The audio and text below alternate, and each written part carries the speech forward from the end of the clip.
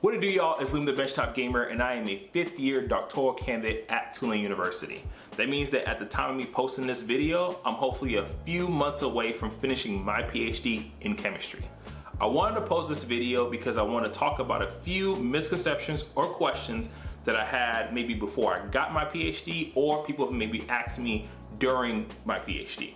I first want to preface this and let you know that this is my own personal experience and opinions. PhD programs vary wildly across the board. They all have different rules as well as requirements. Some people may have a quote-unquote better experience, and that's awesome. And some people may have a worse experience, which that sucks, and I'm sorry, and I hope that you still finish anyways.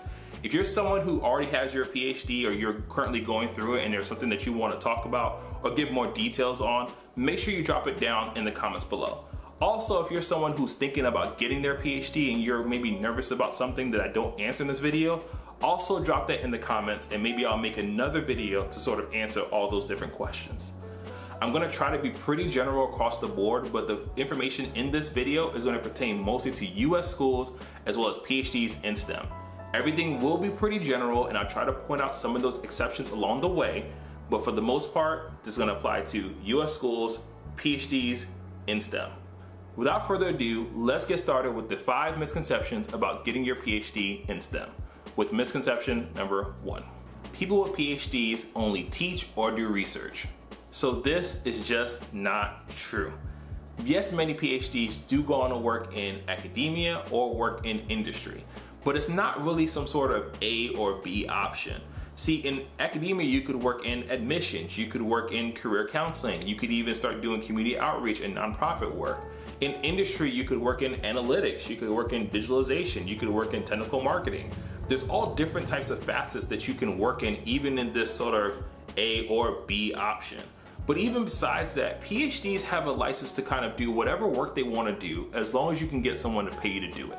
So don't think that a PhD is just limited to sort of either teach or do research. I've seen technical PhDs transfer into all different kinds of roles. You could work at a law firm, you could open up your own business, you could work in consultation, you could even work at a government office. There's all different types of facets that you can work in.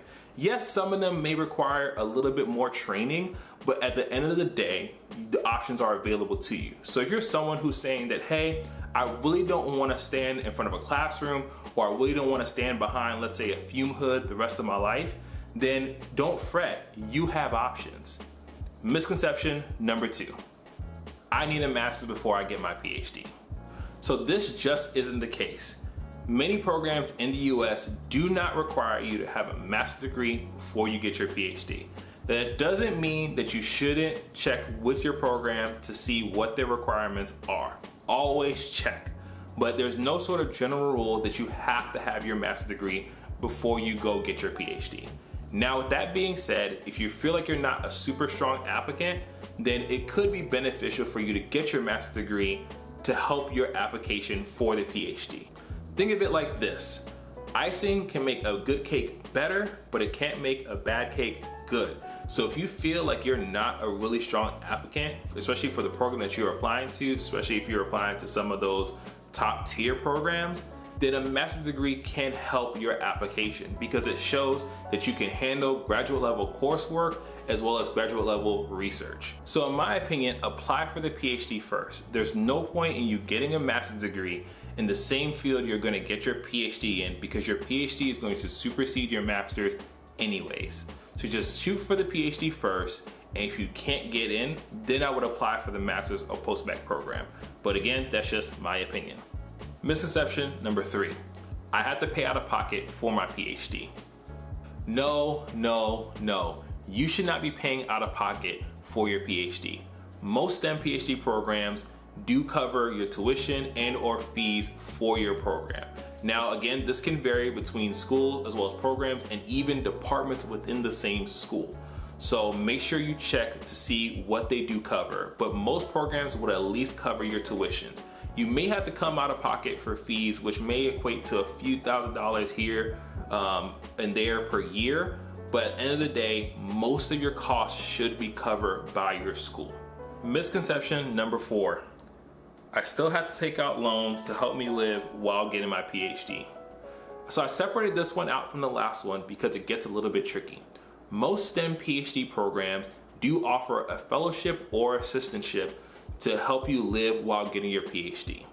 Now, the amount of money you get is going to either be great or not so great, depending on your financial situation before you start.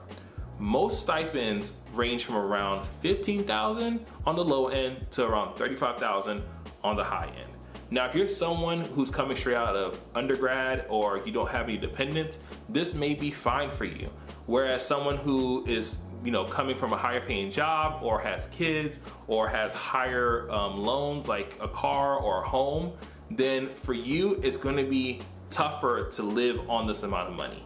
Also, it's important to note that these stipends do not scale with cost of living.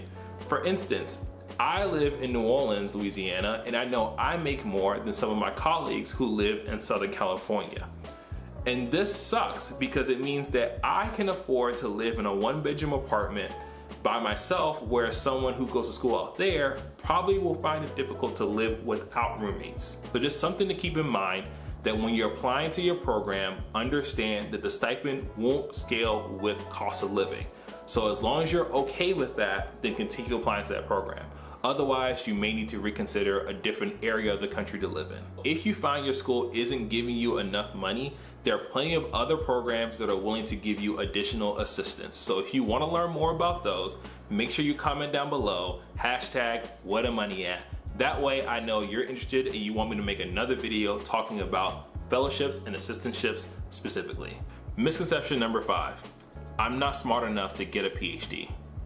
Whew, I hear this one far too often. Let me just say this right now.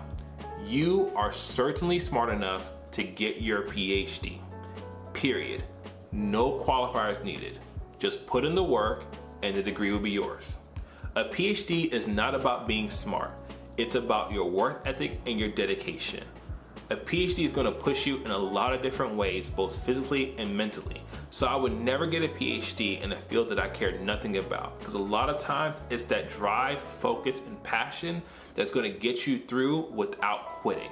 There's many times that I wanted to quit my program, but at the end of the day, I was passionate enough about it to keep driving and keep going. So again, it's not about being smart, but it's about whether or not you truly, really want to do this or not. Personally, for me, my PhD has been one of the most rewarding and frustrating experiences that I've gone through.